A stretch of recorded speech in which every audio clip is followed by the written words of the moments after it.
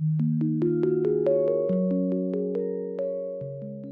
this is one of my favorite topics because I have been consulting brands and businesses for the last 6 years. I've been consulting them on marketing, on business expansion, on growth, on global expansion, fundraising, and a lot of other things. And I've always focused on how businesses can actually be created to last for ages.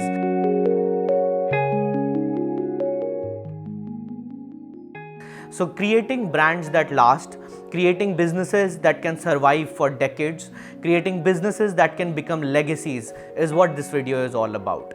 And I know a lot of startups are not going to agree with me on a lot of these points because startups and entrepreneurs have a very different mindset of working. But if you want your company to last for ages, if you want your company to actually become a legacy, then this video is for you.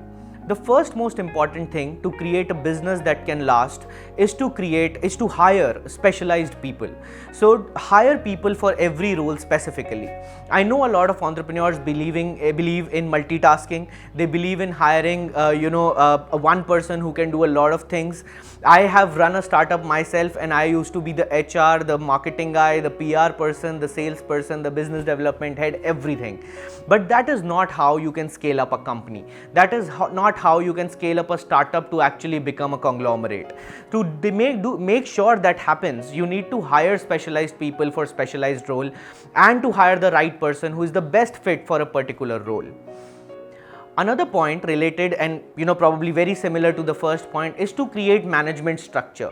And this is again which is starkly different from what startups do and how entrepreneurs function. Because what I'm trying to say is that create hierarchical structures in your organization where the right person can report to the right person and there is proper flow of information within the company. Without such structures in the company, what generally happens is lack of coordination among people and generally a lot of confusion that in fact results in a lot of startups actually failing. So it is also very important to actually create a top level management structure, just like the bigger companies and corporates. If you start working on that from the early stage, it is going to benefit in creating a company that is going to last for decades.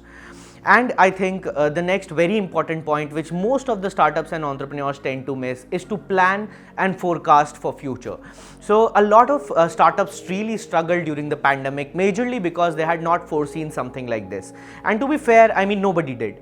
But then if you had forecasts in place, if you had budgeting in place, if you had a proper future plan in place, a lot of the risks could be mitigated. So you would know how to make your expenses right, you would know how to where you are getting your revenues from. For that matter, even you will be able to manage your credit cycles better. So while a lot of startup founders might feel that being erratic is cool and being unplanned is cool for a company, but actually the growth and scale of the company comes when you are planning for the future, when you are planning and forecasting in advance. So that is another key to creating a company that can actually last for generations. And the last important point which most of the entrepreneurs will find very interesting is on how to maintain the company culture when you are scaling up to become a conglomerate, when you are scaling up with the vision of creating a company that can last for decades. And when I talk about culture, it's a lot of things. When a couple of employees, early stage employees who are trying to convert a fledgling business into a viable business model, they do a lot of late nights, they do a lot of all-nighters, order pizza in while they are working. But how do you imbibe those cultural values? How do you imbibe those ethics and principle when you become big, when you scale up? तो बहुत difference होता है एक छोटी company से, एक startup से, एक गैराज वाली कंपनी से एक प्रॉपर बड़ी कंपनी बनना.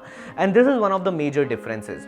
सो if you want certain things to be a part of your culture, of your values, then you need to include them properly in your vision and mission statement so that there is no lack of coordination between the old employees who have seen the company grow from a garage company to new employees who are coming in with some aspirations, some expectations from the company as well.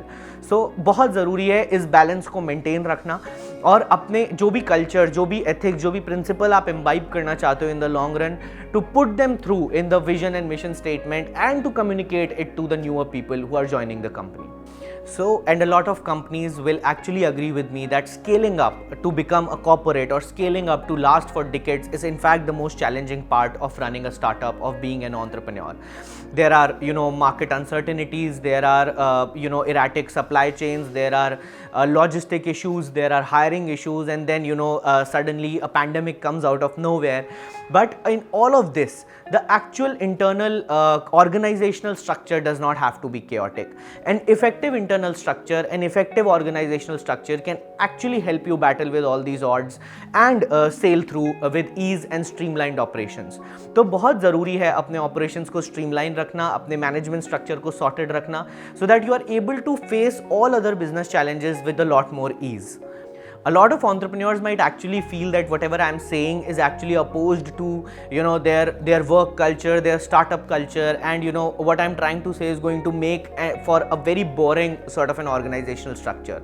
But when you are taking out a ship in a sea which is chaotic, in a sea which is full of uncertainties, and you realize after going in there that somebody forgot to pack up the lifeboats, it is going to be very challenging. So for making sure that does not happen, you need to and you should create these organizational structures, bring all these things into effect to be able to last for generation, raise capital at the right time, and to create a company which holds a lot of respect in the eyes of investors as well as the customers. So that is my bit of my peace of mind for you all.